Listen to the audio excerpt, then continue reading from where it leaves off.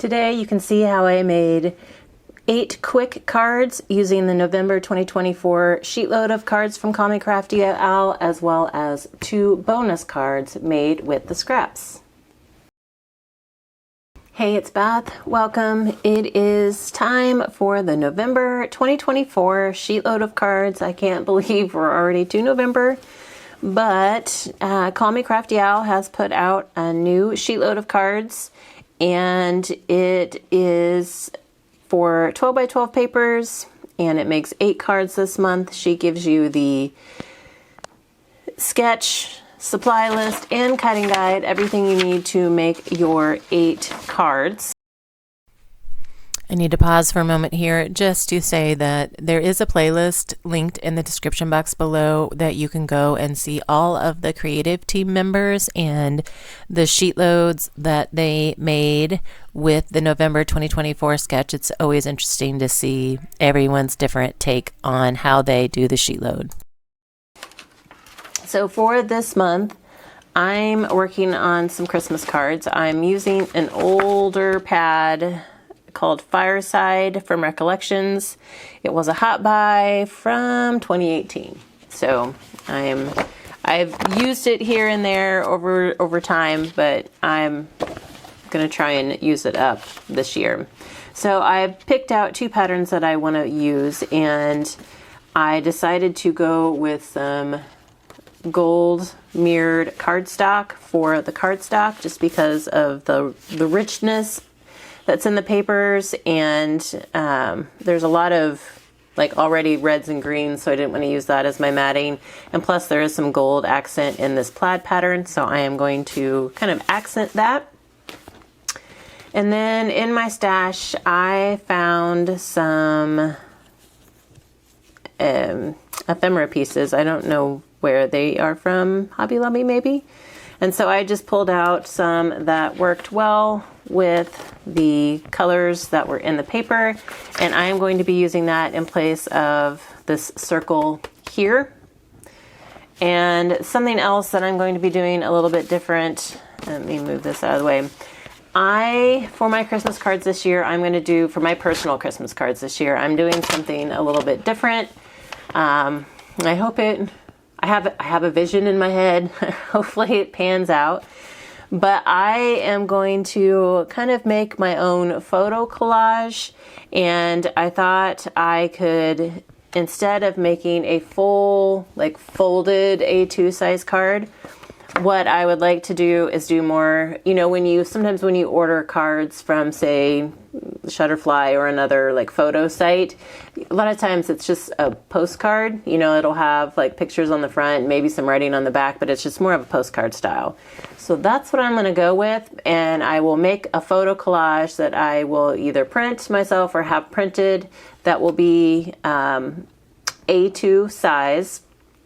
And then until I get my pictures taken, or until I have time to get the collage made, I figured I'd use some of the card making opportunities, for design teams, creative teams, things like that, to make the front side. So long story short, instead of a full like folded A2 size card, I'm going to do an A2 size postcard. So what that means is that when I'm cutting mine down, I can still cut it in half at 5.5 inches, but I'm not going to fold it. I am going to cut this in half again at 4 1/4. So now I still have a 4 1/4 by 5.5 inch piece, but it's only one side, and so I will decorate the front and then come in and attach my photo collage whenever that happens. I just figured that this way it gives me, I can be working on the handmade piece of the card up until then, so that I'm not trying, once I get my photos figured out and get the collages printed out or whatever, I'm not rushing then to get the back sides decorated. So I really wanted to combine like the photo card that a lot of people use but with a handmade element as well. So this is what I come up with. We'll see how that pans out. So that's all I needed to do for my card bases. And so now I will go ahead off screen and cut the pieces for my cards, and then we will kind of come back and put a few together. So I just wanted to jump back in here as I was cutting, because if you know me, you know I like to minimize the number of scraps that I'm going to have left. And so when I was cutting my first sheet, I realized something. So what I had done is I started by cutting my 12 by 12 down to 10.5, because then that will let me get the 4 by 5 1/4 pieces that we need for the card mats.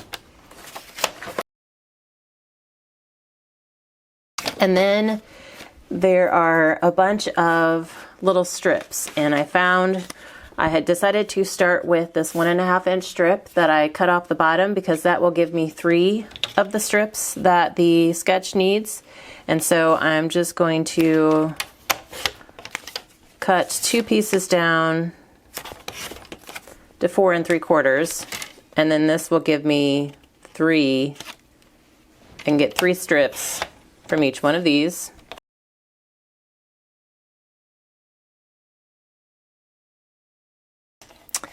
And then this leaves me with another 4 by 10.5 inch piece. So I'm gonna do my 4 3/4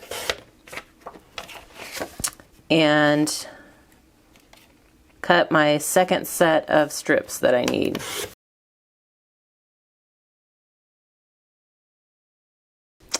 So those are my little strips.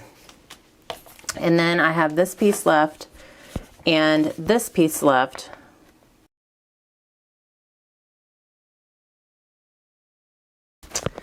Which would be 4 inches wide had I not cut this one down. I think I cut this one at 4 1/4. So,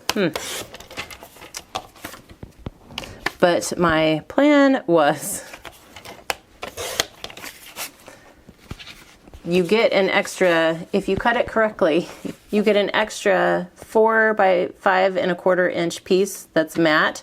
And so what I was planning on doing is taking some of these extra scraps that I have left. I had some of the gold left too from cutting down my other strips, and coming up with 2 additional cards. So that's what I figured out when I was cutting. And then I will show you the extra cards here in a little bit once I get everything else assembled. I did the rest of my cards more of an assembly line style, but just thought I would make this last card with you. And I realized while I'm making this, I also forgot to say that the link to Call Me Crafty Owl's video where she tells you how you can get this month's sheet load will also be linked down in the description box below, along with that playlist. So please be sure to check the description box for lots of important information. Here are the 8 cards I made using the SheetLoad sketch. They were like very simple, but I still feel like, you know, they were very simple and quick to put together, but they're still like beautiful, elegant cards. And then here were the 2 cards I made using scraps. I just took some of those extra strips that I had and angled them across, like the extra card mat I had diagonally. This is the one that I cut short.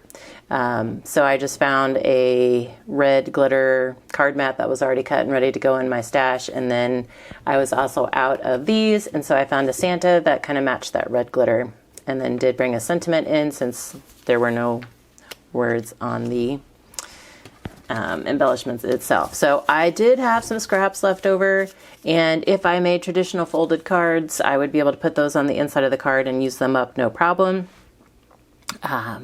But I will come back in December and attach my like photo card, whatever it is I decide to do, on the back side. So now I am 10 cards ahead, and you know, on my way to be ready for our personal Christmas cards.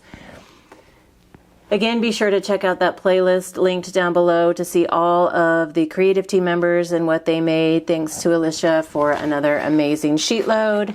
And thanks to all of you, as always, for watching.